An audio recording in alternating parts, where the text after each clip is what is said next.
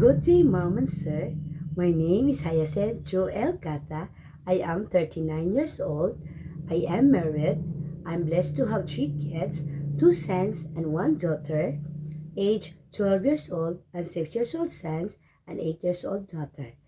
I am a college graduate of Bachelor's of Science Elementary Education and also graduate of Vocational 6 months Caregiver with holding training certificate. I have a local experience, a helper nanny here in the Philippines. Two adult, one elderly, one child age 4 years old.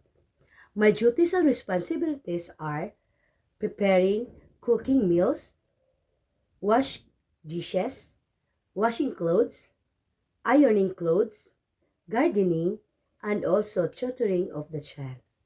To my future employer, please do hire me because I'm motivated, happy person, loving person, loyal, honest, and hardworking, responsible, and of course, I am a professional caregiver.